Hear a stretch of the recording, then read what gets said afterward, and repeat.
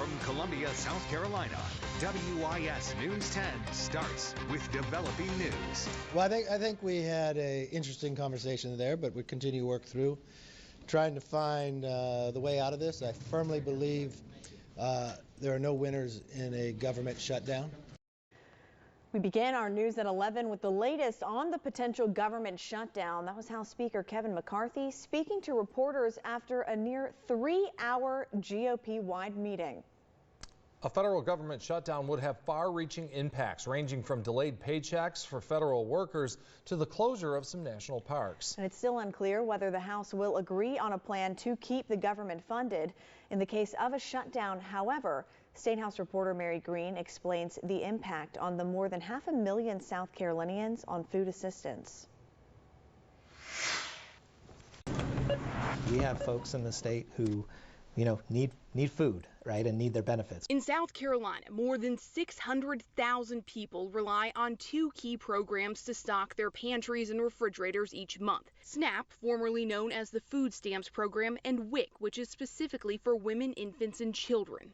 They're overseen by two separate state agencies, and their funding sources from the federal government are different, so how they could be impacted during a shutdown is also different. The White House says money for WIC could run out in a matter of days in many states, but the director of DHEC told me that's not the case in South Carolina. Their benefits should not be changed anytime in the near future. Now, if this runs for months and months, at some point, obviously that could change.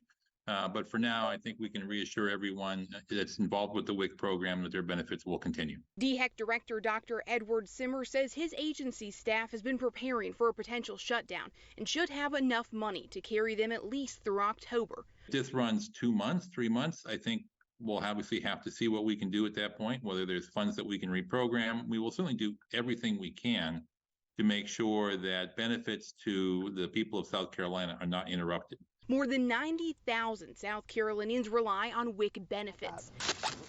Many more, around 300,000 households, are enrolled in SNAP.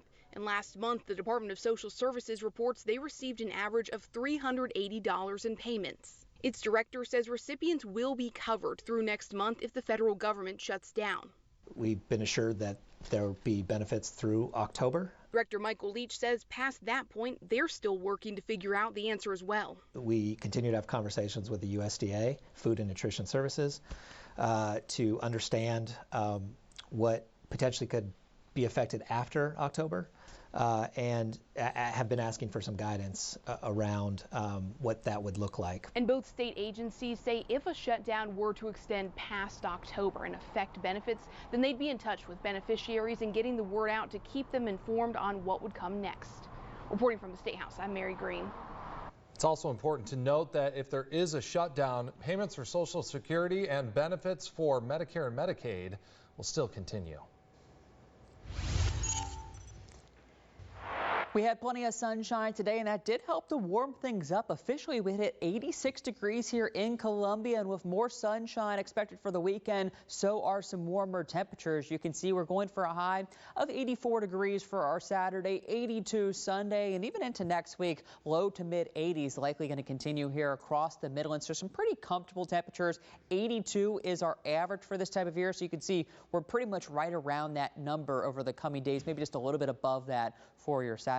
Outside, though, right now, clear skies. So unlike the past couple nights when we had those clouds, we got plenty of clear skies, and I do think that helps to cool things off a little bit more tonight. Right now, we're already sitting at 68 degrees, dew points of 62, so that's about as cool as we can get. So officially, we'll go about 63 for that overnight low, but right now you can see satellite and radar showing things relatively clear across much of the Palmetto State and up into North Carolina, and that trend likely continues into tomorrow. So mostly clear tonight. Another cool one with temperatures getting down into those lower 60s. Some outlying, more rural communities could easily see their temperatures dip into the upper 50s. So some pleasant conditions to get your Saturday started. So if you want to go up early and go for that morning jog, should be very pleasant for that with those temperatures in the 60s. The sunshine should get us into the low 70s by 10 o'clock, upper 70s at 1 with more of that sunshine. Now, a few clouds start to move in by the second half of the day, but temperatures kind of like today should be just a touch on the warm side, right around 80 83, 84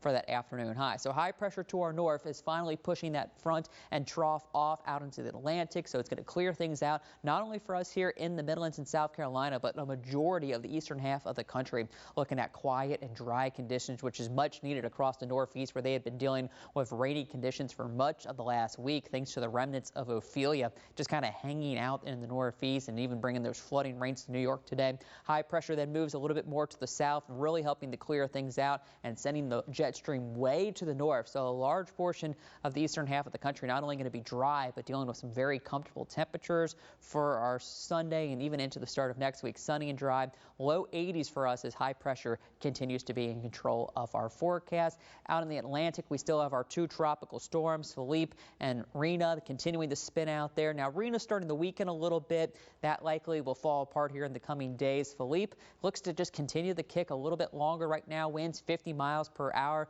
moving to the southwest at 3, but is expected to eventually turn to the north, maybe strengthen to a fairly strong tropical storm Monday, Tuesday, and into Wednesday as it does turn to the north and east, but eventually should stay just out over in the open waters and really be no concern for the United States. Just going to be a storm for the fishes. So for us, 84 degrees tomorrow for your Saturday, 82 Sunday. Good deal of sunshine, just a little bit of some afternoon clouds. More sunshine Monday, Tuesday, Wednesday, and Thursday with highs in the low to mid 80s, and then just the slimmest chance for a few showers by next Friday. 2 U.S. Marshals are hurt and a fugitive is dead after a shootout at a Columbia area hotel this morning. Nick Neville was at the scene and has the details. A fugitive wanted on child rape and molestation charges is dead after a shootout with U.S. Marshals at a Columbia area hotel Friday morning.